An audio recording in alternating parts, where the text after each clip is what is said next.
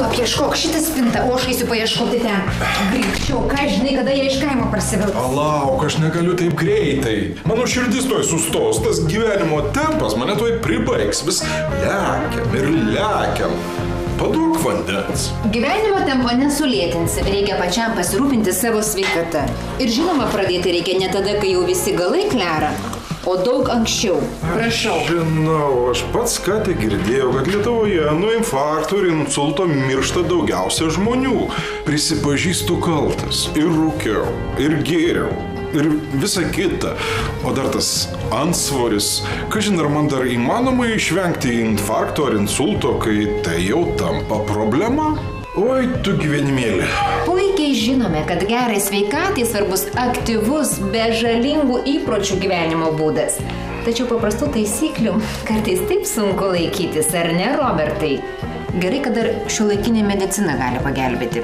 Aterosklerozės eigai kontroliuoti Šveicarijoje pagal Tibeto medicinos receptūrą gaminamas vaistas Padma Cirkosan.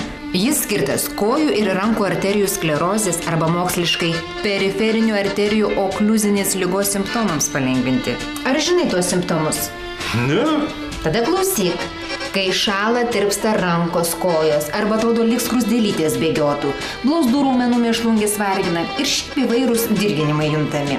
Taigi Padma Cirkosan rekomenduojama vartoti sergantiems kojų arterijų skleroze, cukriniu diabetu, angiopatijų profilaktikai, sergantiems išeminė širdies liga, po miokardo infarkto, sergantiems išeminė galvos smegenų liga, bei persirgus insultų dėl kraujotakos sutrikimo atsiradus trofinių aukų, sergant Reino liga. Taip pat Padma Cirkosan rekomenduojama vartoti sveikiems, bet pirminių kraujotakos sutrikimo simptomų juntantiems žmonėms. Kaip ir kitus augalinius vaistus, Padma Cirkosan rekomenduojama vartoti ilgesnį laiką – 3-4 mėnesius per metus. Aha, Padma Cirkosan. Prisiminsiu. O kas ta Tibeto medicina? Lyg ir girdėta, prašyčiau konkrečiau. Tibeto medicina seniausia iki šiol praktikuojama medicinos sistema.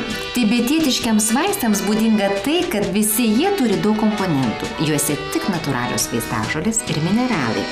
Vienos jų sustiprina pagrindinių medžiagų veikimą, o kitos slopina šalutinius poveikius. Todėl Padma Cirkosan toks efektyvus.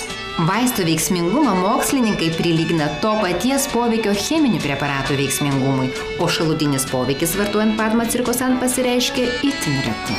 Argi augaliniai vaistai gali varžyti su cheminiais preparatais ir prilygti jiems veiksmingumu? Netikiu. Kvailiuk tu mano. Padma Cirkosan vienas pirmųjų augalinių preparatų, kuriam pritaikyti įrodymais pagristos medicinos principai. Atlikta solidžių klinikinių tyrimų ir įrodyta, kad Padma Cirkosan tinkama alternatyva tradiciniam aterosklerozės gydymui. Sakyčiau, čia suvienyta rytų išmintis ir Šveicarijos farmacijos patikimumas. Tai rimtas argumentas. O kaip šį vaistą Padma Cirkosan vartoti? Po 1-2 tabletės 3 kartus per dieną, užgeriant skysčiu, pusė valandos arba valanda prieš valgį. Ir žinoma, prašome įdėmiai perskaityti pakuotės lapelį ir vaistą vartoti taip, kaip nurodyti. Tu turi, duok man. Robertai, aš ne vaistinė. Suraskime dokumentus.